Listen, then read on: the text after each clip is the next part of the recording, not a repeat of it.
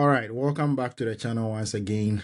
The Black Stars of Ghana bows out of the World Cup at the round of 32 in quite disappointing fashion. And we are here to talk about the game and also look at what went wrong. Stana, how is it going? Yeah, everything's good. Good. Let's start with the lineup for the game against Colombia. I think a lot of Ghanaians, I'm right when I say a lot of Ghanaians were quite disappointed with the performance in that game. What did you make of the lineup to begin with? I was a bit surprised with the lineup as well because I felt, especially in defense, when he brought in Lawrence Atiziki, who got injured against Panama, brought him in to replace Benjamin Asare, who had the momentum, who was doing quite well. And ordinarily, if the quality and gap between the first goalkeeper and second goalkeeper is wide. Let's say, for example, at Liverpool, Alisson Becker and Mamadashvili. Even if Mamadashvili is doing well and Liverpool are winning games, immediately Alisson comes back because the quality in gap, Alisson immediately replaces him. But in this situation, their quality is up. So if one replaces the other and is doing well and has the momentum, I think he should. Benjamin Asare deserved to keep his place, but he brought in Atisigi, which was a surprise to me. But nonetheless, Atisigi did well. And then in defense, he kept Lucasen, who played against Let's stay Croatia. on Atizigi and Benjamin Asare. Yeah. When it comes to that change, do you think it is because the coach was still experimenting? At that stage of the World Cup, he still didn't know his number one. And also, we'll come to the defenders and also talk about why he changed Ajete in that defense. But do you think he was just trying to do things to fit the opponent that we're going to meet, the style of play of the opponent, the fact that Colombia uses a lot of crosses, they try to play a lot of long balls in behind, and therefore he wanted to put Atizigi in because he thought he's probably better at coming out to claim the crosses and also clear the ball, be it some sort of a sweeper keeper type of keeper. Do you think that is why he changed the goalkeeper? Because I think this manager always does things to match the opponent. He doesn't have a set way of playing. So normally he might try to surprise the opponent. Was that one of the reasons, trying to surprise the opponent, why he changed the goalkeeper? Yeah, you could be onto something. I'm not quite sure. But you asked if he's unsure of who his number one is. I think Atizigi coming back can also tell us that he thinks Atizigi is his number one, his outright number one. And if he's fit, he's putting his number one back in goal. But if he did make the decision based on the fact that Croatia make a lot of crosses, which of course they do that, then I would actually agree with that. I think Atizigi is better coming out of his box. I've seen Benjamin Asare look a bit shaky in that aspect, although in the game against England, after they put in a few crosses, he noticed that the crosses were going to the far post, to the back post, and he adjusted to that and cleared one off the head of one of the English defenders. So he did quite well in the England game in terms of coming out, but that came in the latter stages of the game. So I think generally Atizigi is better with coming out to cross, but will he just change the goalkeeper? Goalkeeper that has momentum, a goalkeeper that is full on with confidence just because of the crosses. I'm not quite sure. I just think he believes that Atizigi is his number one. And if he's his number one and he has the advantage of being better at crosses than Benjamin Asare, then he brings him back into the side. And I think that is why Atizigi came back into the side. And with his performance, even though we lost, he I don't think he let the manager down in that regard. Yeah, I think he did okay. So let's come to the defense. Why do you think he replaced Ajete with Lucas? And I've heard a few people talk about the fact that Ajete is not very good with the ball at his feet. and therefore Lucasen is a much better ball playing center back. And the coach might have thought that Colombia would allow us a bit of possession compared to England, for example. And therefore, because Ajete played in that Croatia game, where also in that game we were given a bit of possession, but we couldn't use it any better. He wanted to put in someone who would be better on the ball so that we have two ball playing center backs in Ajete and Jerome. And that will help us to be able to progress the ball much better. What do you think about that? Yeah, that's a fair. I think that's a fair observation. I would say Lucasen isn't great on the ball by any stretch of by any stretch, but he is a tad bit better than Ajete on the ball. With what I've seen so far, I wouldn't pretend that I watch them consistently at club level, so I can only judge based on the games that I've seen them both play in the Black Stars jersey. And watching the game against Croatia, when we have majority of the ball, Croatia was sitting back. They weren't even putting pressure on our centre backs. Their centre backs really struggled to progress the ball. And Jerome Opoku a few times went for the diag to the left or the right hand side. A few of Jerome them. Opoku didn't play that game, the Croatia game. So it was Oh yeah, yeah, Ajete yeah, yeah. and Lucasen. Yeah, Ajete and Lucasen. Sorry. So in that England game, the boys really struggled to progress the ball up the pitch, and quite often Thomas Partey dropped in between the centre backs, and then he was supposed to do that, and that also set us back because Thomas Partey is the only midfielder we have in our side that we needed him up on the a bit farther up the pitch than him dropping. So I think it seemed reasonable. Or even although I would also say that the connection and the kind of vibe that Ajiti had built with Jerome Opoku in that England and Panama game, I felt maybe he would lean back on that and then try to find a different solution to it. But I don't think Lucasen being dropped for Ajiti ultimately was what lost us the game. So I think it's a fair assessment that he played Lucasen in there. I think Lucasen was also quite okay in defense against Colombia. Yeah, I tend to disagree with that. I think it wasn't the best call to change two members of the back five.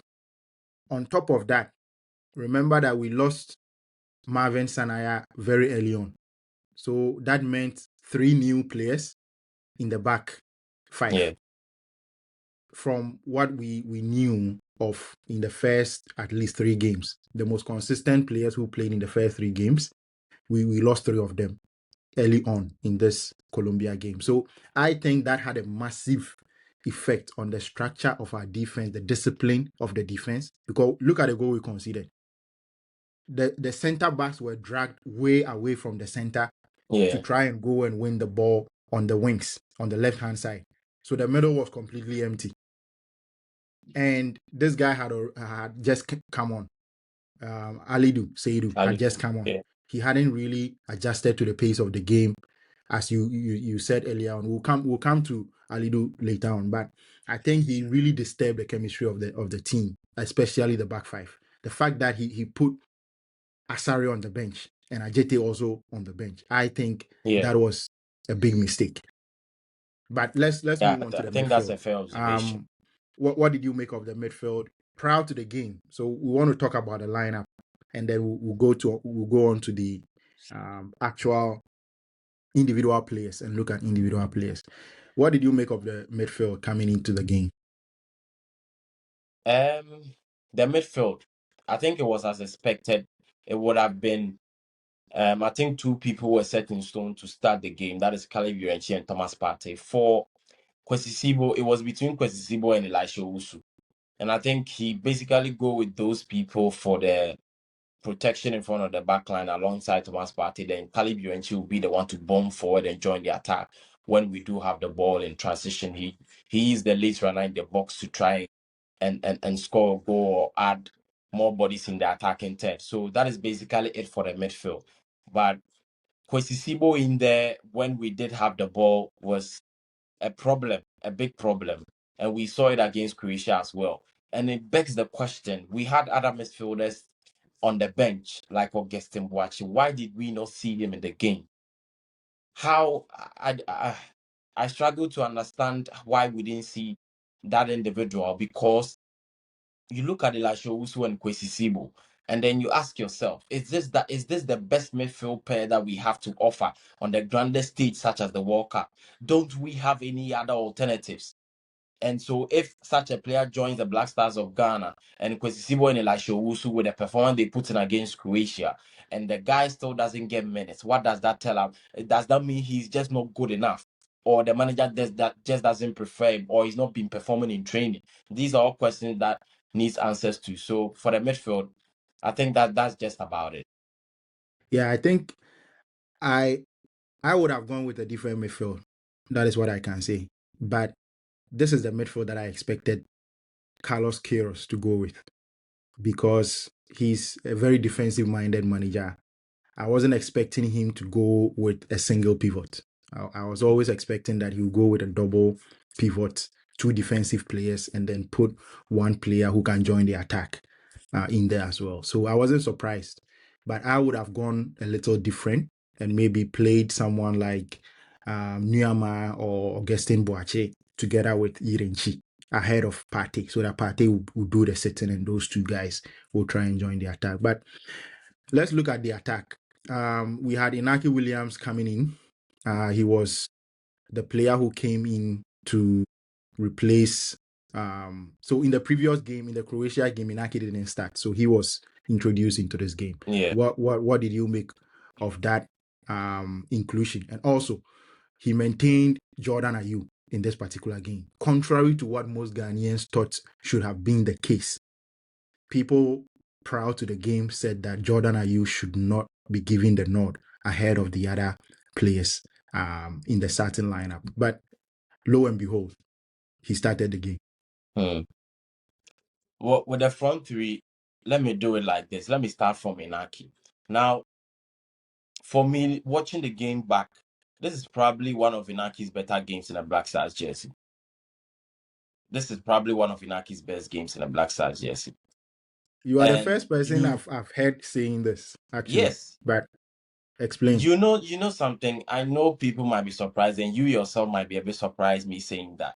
But if you have looked at the body of work that Inaki has put in for the Black Stars, the games and his performance so far, you would actually agree with me. In isolation, it is not a good performance. But in comparison with some of his performance that we've seen, like against England, where you wouldn't even remember anything that he did on the pitch until it was taken off. We did see him putting about 2-3 dangerous crosses in the box, where, Yeah. of course, our number 9 wasn't in the box, nowhere to be seen, Jordan Ayew. Yeah. So that is it He for even Inaki had a Williams. shot. He even had a shot with his Yes, left yes, he foot. also even had a shot Yeah, I that just remember went wide that of the shot. mark Yeah. across the post. Yes, good. So that is it for Inaki. And when I think even at the point where he was being taken off, that is when I even felt he was getting into a bit of rhythm and was getting more confidence at times.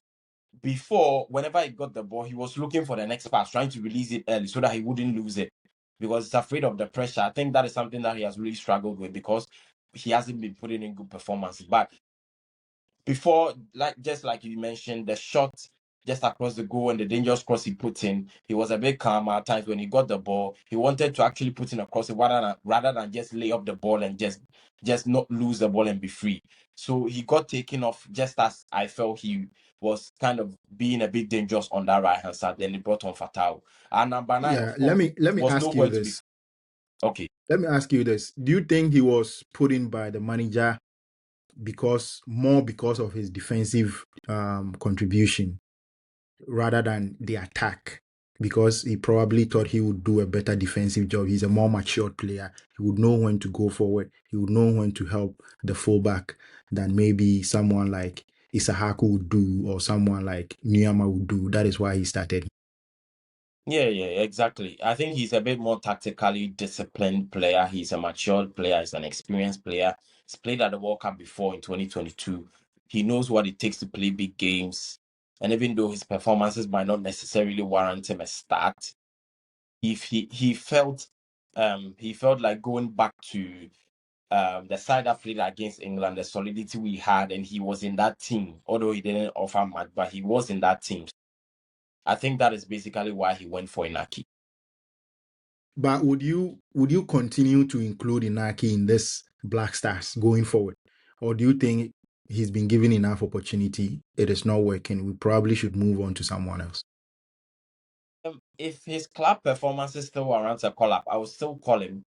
I will still call him and see how we go from there. His performances in training when he joins will be what will determine if he actually get me. I wouldn't say just shut the door on him because he's had a difficult spell. I think that would be a bit unfair because there are a variety of players that if we do that to Inaki, we might also have to do that for Semenyo as well. Because let's be fair to the attackers that we have in our team, the setup by the manager doesn't favor attacking players. It doesn't bring the best out of attacking players. So I'm quite tempted to defend Inaki a little bit this time around, even though I have been one of his biggest critics. So that is it for Inaki. Now let's go to the other side before I come to Jordan Ayew. Antoine Semenyo. Also, I felt in the game against Panama, especially, he was stuck on that left-hand side and he was being man-marked. So he barely got in the game, especially second half.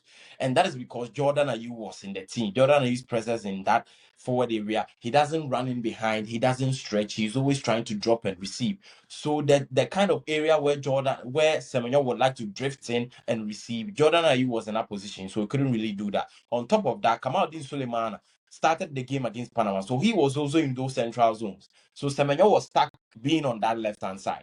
But against Colombia, whenever he came into that midfield and Jordan went into that other side of the pitch. So now I don't know. I don't know tactically what went on, but it looked like now the manager was trying to um play to Semenyo rather than what he was trying to do before and trying to play through Jordan Ayew, which never worked, didn't work, but it only changed against Colombia when we saw Semenyo drifting into midfield where he took on players, trying to get some shots on goal, even though all of them or most of them were blocked. But I saw positives for Antoine Semenyo. The shots on goal that he got, it's not much to go with. It's not much to go with. But as I said, the system that we are playing doesn't favor attacking players, and so that is it I, with Semenyo. Now, I think this might have been one of Semenyo's better games for the Black Stars yes, I since agree. he came in. Yeah, because I could see he was really energetic. He was trying to make something happen. He's probably the only player in our forward area who was trying to engineer and force something to happen. Yeah, Apart from him, you didn't really see the other players trying to take the game by the scruff of the neck. It didn't work because he was always surrounded by 2 or 3 players whenever he got the ball. Semenyo, yeah, you could see that Colombia had done their homework on him, and their coach had always he put players on him to make sure he doesn't get the yeah. space to be able to run into. He got a few opportunities to do that, but it didn't really materialize. Now, what do you want to say about Jordan? A lot of people have already spoken about Jordan, and I myself have done a video. You go on YouTube, on the Pro channel. I know most people who watch us probably watch me on the Pro channel already, so they might have seen that video where in the thumbnail I'm holding Jordan Ayew's neck, and that's just a bit of a joke and banter. But seriously, Jordan Ayew. Now, I recently heard the news that Oliver Glasner is joining Nottingham Forest, and it got me back to something that I thought when Jordan Ayew was leaving Crystal Palace. Immediately, Oliver Glasner came into the door at Crystal Palace. He dropped Jordan Ayew to the bench. He didn't start a single game for Oliver Glasner. That is when I knew Oliver Glasner, this is a manager that knows what he's doing. This is the manager that knows what he's doing. Now, you go on the TL, there are other journalists who also are of the notion that when Carlos Queiroz was appointed, the conversation was, okay, this time we have an experienced manager, a manager that can take decisions that there will be no interference. But then he puts on Jordan in again, and then our Ghanaians are like, okay, the manager has been influenced again. Why do we think that anytime any manager comes and starts Jordan Ayew, the manager is influenced? What if they see something different? Now, this is what I would argue on behalf of all Ghanaians. The reason why we go back and say that there are people behind closed doors who are forcing the issue with Jordan Ayew starting for the Black Star, because there is not one single tangible footballing reason that anyone can give us for Jordan still being in this team. No one can give us even a single one. So we are just forced to fall back on. Then there might be something behind closed doors which we haven't privy to, and we will just assume that someone is forcing him to play Jordan Ayew, because there is So, absolutely no but reason why Jordan Ayew is Stana, in the team. Stana, Yeah. not to cut you, but each one of the coaches who have been in the Black Stars always start Jordan. So are we saying all these coaches don't know what they are doing? Or are you saying that all these coaches were compromised whilst they were in the Black Stars? Because right from CK Akono to Milovan Yeah. Rayovac to Kwesi Apia to Otuado to Carlos Queiroz, every single one of these coaches, they start Jordan. So what is going on? Is it that they are all being influenced, or what? What No, exactly? no, no, no. I'm not going too far down that conspiracy theory that everyone is being. But let's just be fair. I haven't also said Jordan Ayew has always played as bad as he did in the tournament all his career at the Black Stars. So of course, at different times, for example, CK Akono and Akwesi Appiah, he did merit to start.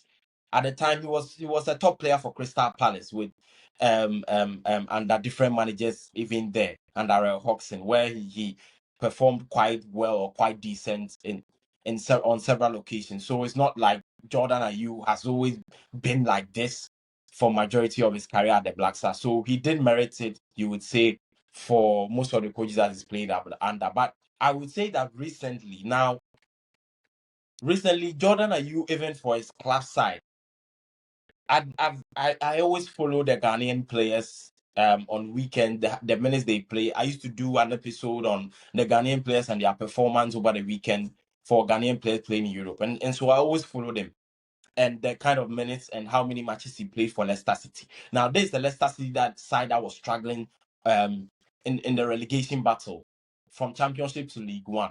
Now, Jordan Ayew very rarely played more than 10 minutes a game. It's always 5, 6, 7 minutes at most. Now, this is a Patson Daka, the one that is playing ahead of Jordan Ayew. He himself is very low on confidence. He's struggling for form, can't hit the barn door, but he still starts ahead of Jordan. So you bring that into our Black Stars. We have a player that is in the same competition, not a different one. He's not a player that is in, maybe you say he's in Turkey, he's in Cyprus, or he's in the same competition. Brandon Thomas Asante performing really well, scoring goals and putting his club behind his back, qualifying them after so I don't know how many years, qualifying Coventry to the league fee, to the league.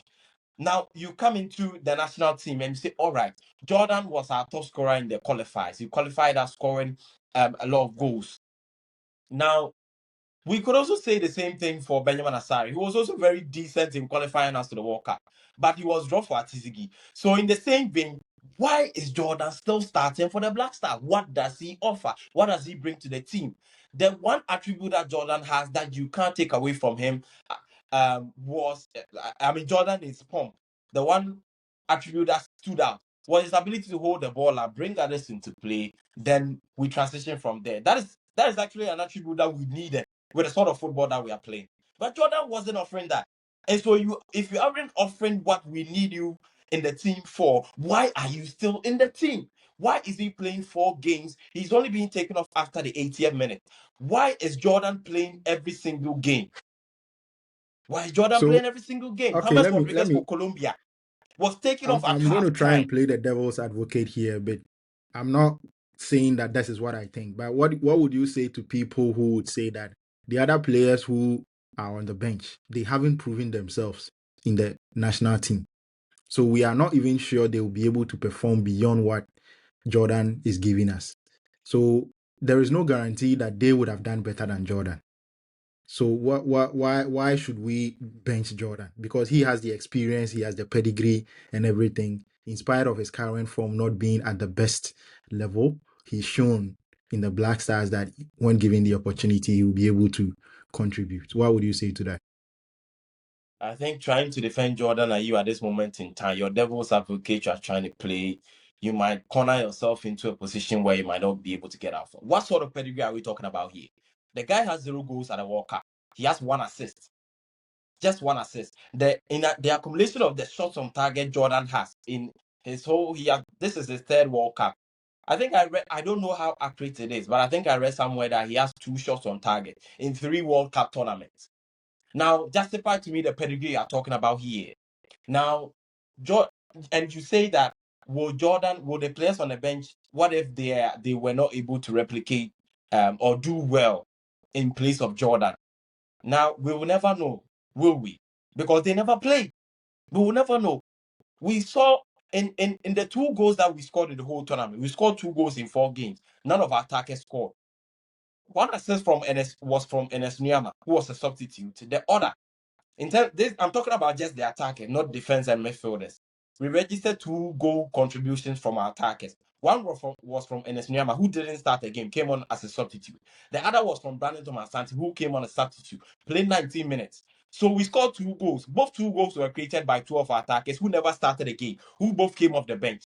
So if you are doing an analysis, so what will be the conclusion of the analysis? That if those people that came off the bench and actually provided the goals that we scored, the only 2 goals that we scored, what does that tell you? If, let's say, you are making a comparative analysis between Jordan Ayew and someone like a Brandon or an Esnyama, who played limited amount of minutes and still did the business. Put them in. If you don't put them in, we will never know if they would have performed or not. But I will still, it is beneficial for us if we actually played them.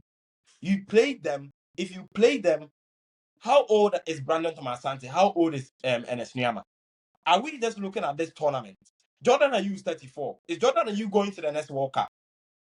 Is it not Brandon Thomas-Asante and Enes Nuyama, people like that have the potential to go to the next level? Are they not the ones that we should be building our team upon?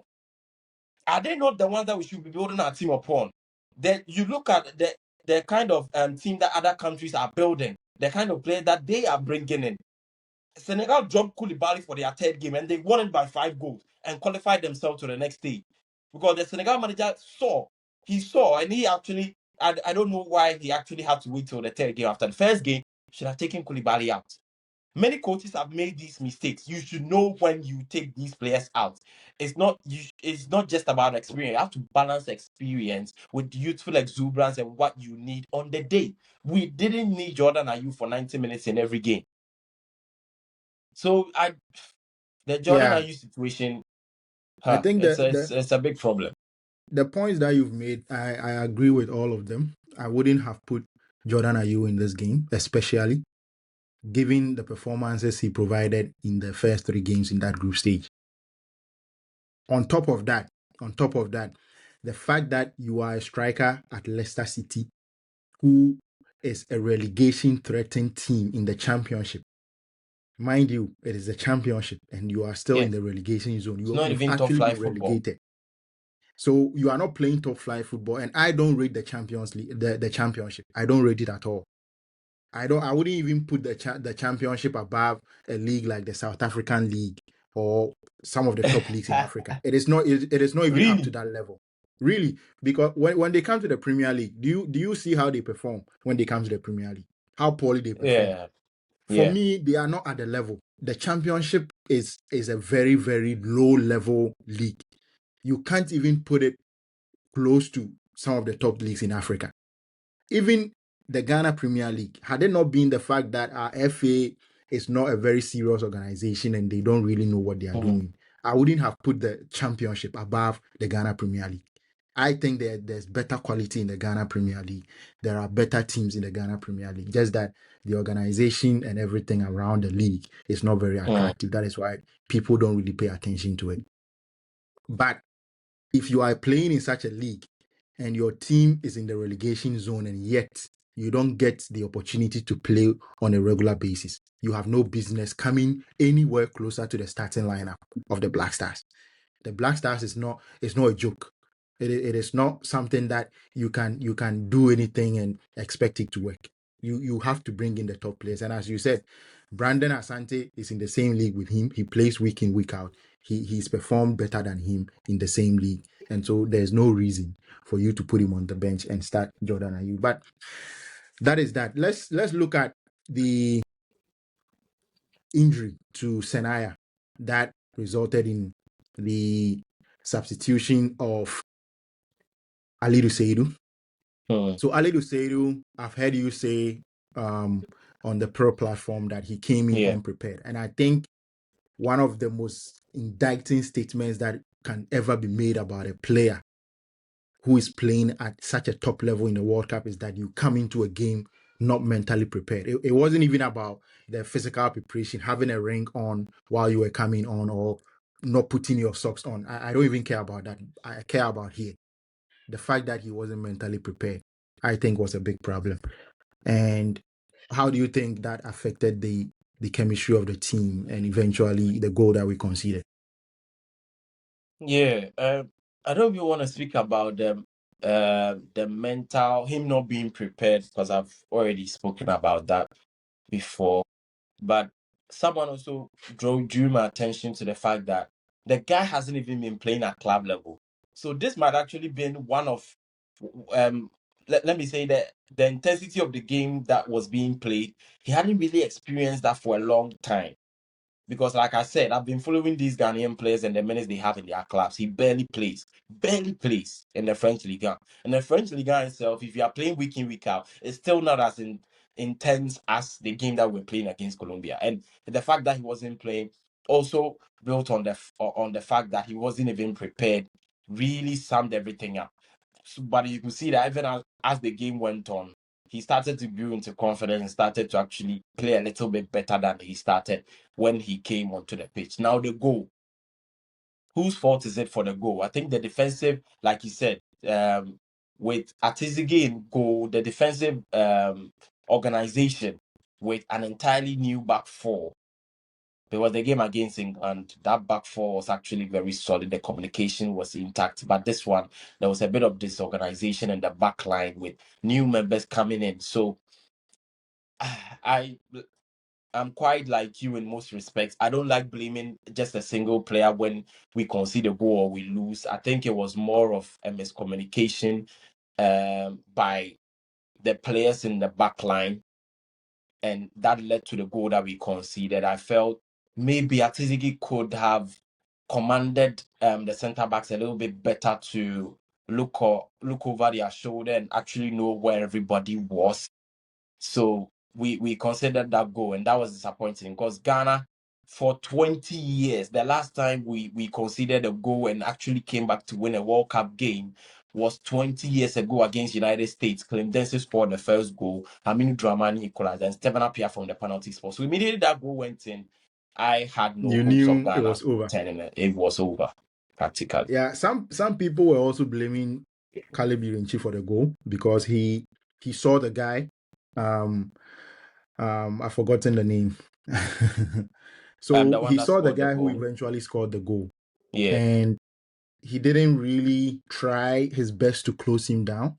Do you Because it think? wasn't set. You see, Yeah. you because of the disorganization, you lose a bit of concentration because you are looking at the ball. Mm. So he wasn't set. If you are set, that is when you are able to judge the trajectory of the ball and actually jump to try and head it away. He wasn't set, so yeah, he lost his marker there. How did you see the performance of our midfield? Thomas Partey, Irinchi, and Kwesi. Thomas Partey is the light in midfield. Whenever he touched the ball, you could see the distinction, the gap between himself and the other midfielders that we have. The gap between Thomas Partey and the other midfielders is probably the quality I have at playing football and Lionel Messi. That is the gap. The gap between me and Messi might be a bit closer than the gap between Thomas Partey and the midfielders that were on the pitch on that day. He's just a class above the rest. The way he touches the ball, the way he moves players about, the way he plays, the composure that he has, the experience of playing high intensity games and knowing what it means to actually play such a game I think was really Partey good. actually, I think Partey actually has been like this even in his early days when he didn't have a lot of experience. I think he's always been a player who plays with the brain. He he Yeah. he he he plays the game up here rather than Mm. being physical and running Yeah. up and down and using energy. I think he's always been a player who uses the brain. He's always thinking he's a step ahead of you when you are playing with him Mm. in the midfield. If you are playing against him in the midfield, he's always ahead of you. A lot Yeah. of people were criticizing Kwesi Sibo in this game. What was really the issue with Kwesi Sibo in this particular midfield? Looking back at it, I like reflecting on things. And I've criticized Kwesi. He's not being able to turn. He doesn't play forward passes. He's never been that. He's not good at that. He he's just a player that will do a job for you defensively off the ball, covering spaces, things like that, like how well he did against England. That is who he is. So when you are capable of doing something and you're actually not being able to do it, that is where I have a problem with you. But Kwesi can't do it. He can't do it. And at times you could clearly see he's not showing up for the ball because he knows he can't do it.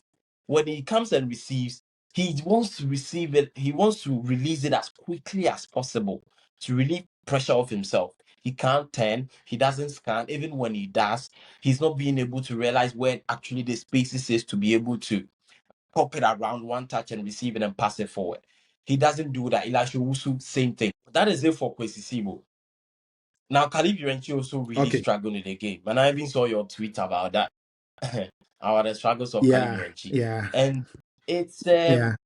it's a bit tricky for me because I've heard a lot of Ghanaian pundits, journalists, what have you, really praise Khalid Yurenchi and say that he will be one of the breakout stars in the tournament. He's a promising midfielder. I've never really seen it. I've never really seen it from Khalid Yurenchi. I've never really seen it. I know he scored a winning goal against Panama. He's a young midfielder that will improve. We all want him to get to the top. So granted.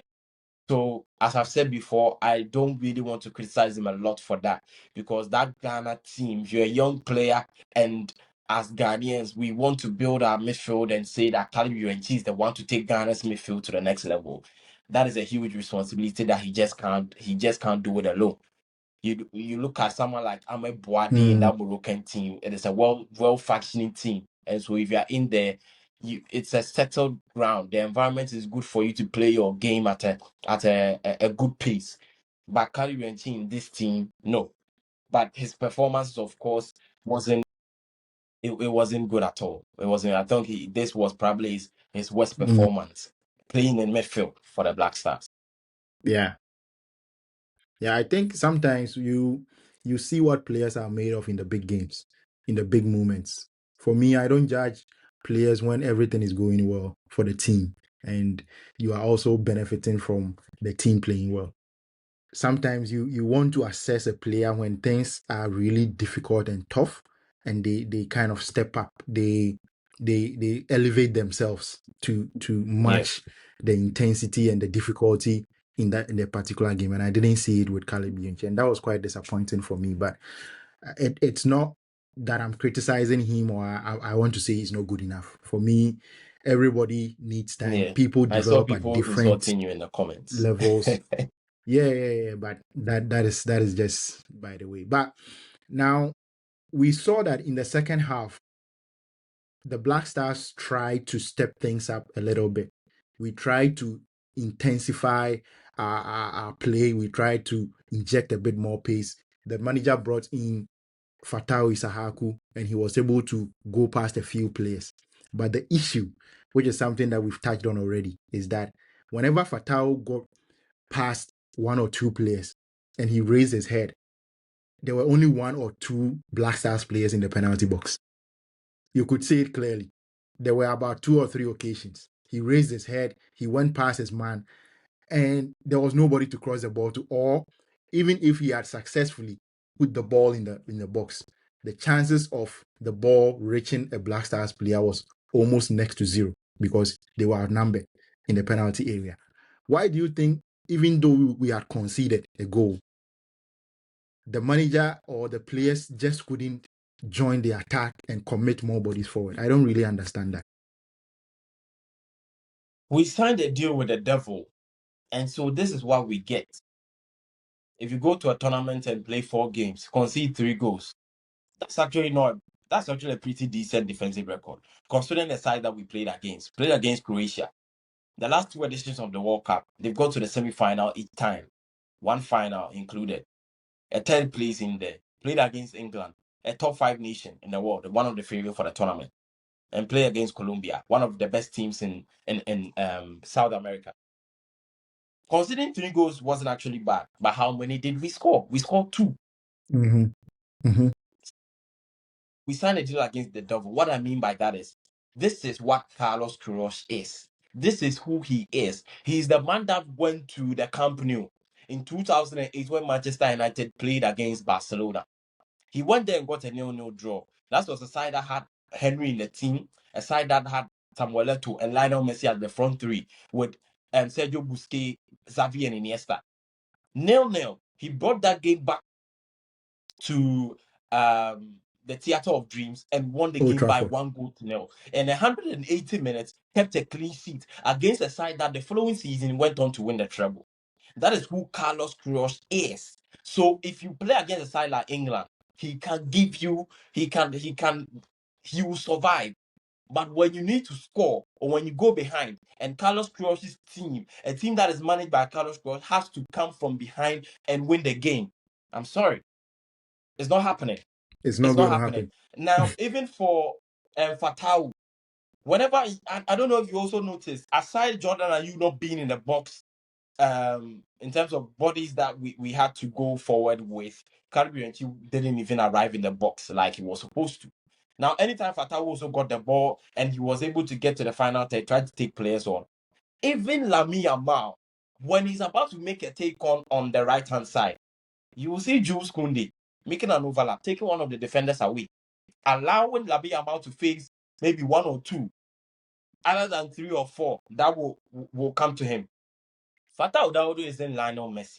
Even Lionel Messi has Thierry Henry on the left, stretching play to allow him to do his damage when he cuts inside. Fatah just was left isolated. And so you say Fatah wasted a lot of the balls that he got in that final third. But that is just the deal that we signed with the devil. And so this is what we get. We couldn't score a goal. We had 4 shots on target in 4 games. 4 shots on target, we scored 2. That is 50%. So it is just what it is. It's just what it is. Yeah. Yeah. When it comes to the fact that we couldn't create chances, we couldn't score goals, some people try to put it on the fact that the team hasn't been together for a long time. The manager came in only a few weeks before the World Cup. But do you really think this would change, even if Carlos Queiroz is to stay on for maybe 2-3 years? Is this really going to change? Because from what you've said, with the Man U performance against Barcelona, it looks like Yeah. he is a coach who doesn't score a lot of goals. So can we really say that if the team had played longer together, or if the coach had been with the team longer enough, the attacking play would have improved? Mind you, when I compare what the Black Stars did in this particular game to what Cape Verde did against Argentina, one thing stands out to me is the fact that Cape Verde is also a very good defensive team, but when they win the It's ball good.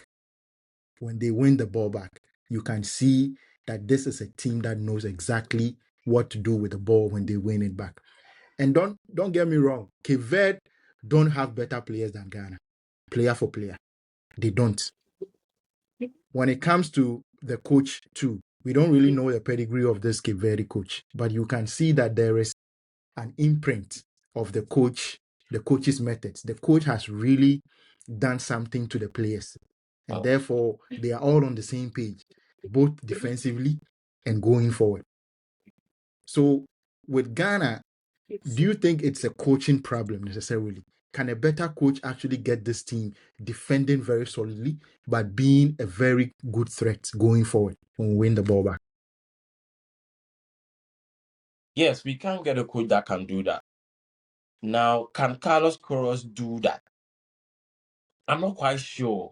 I'm not quite sure how to answer that because I actually also followed him a lot, or let me say read about it. his time at Real Madrid. The reason why he got sacked, whenever when he got to the latter stages of the league and the Champions League, he was actually on top, leading the La Liga table. When he faced sides that he was supposed to beat, because of let's say the converse, he is how do we even say it? Because of the pragmatism of his style, at times when he faces teams that he was ordinarily supposed to come out on top and beat, he was struggling to have goals in the team. So I feel like he possibly, on paper, if we are to improve, if we were to improve under him, let's say he's in a job for a year or two, we could potentially look at ourselves and say that we could become like what Cape Verde is, or let's say, for example, what DR Congo is. What DR Congo is, that is what we would become. But is that also sustainable? Because you are going to the next competition on the AFCON. You go and face sides like Mauritania, sides like Togo and the likes. Those sides, they would rather be playing the sort of way we do. Can we play that sort of way against a side like Togo and win? I believe not. And so I just think Carlos Queiroz, the way that he does his things, would work against certain opponents. But generally, it wouldn't really work in the long run if we want to win consistently. I doubt it.